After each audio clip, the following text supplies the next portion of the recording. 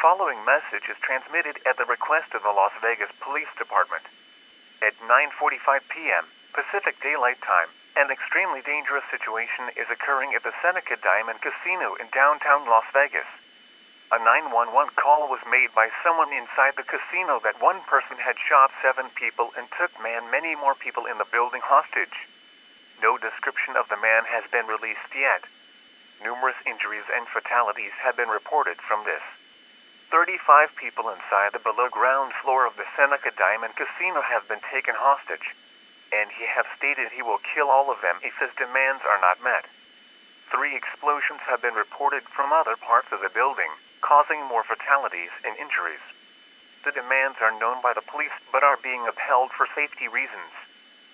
Also, the gunman has stated that he has a large bomb inside the building and will detonate it if the police do not exit the building within the next couple of minutes. The motive for this attack is currently unknown.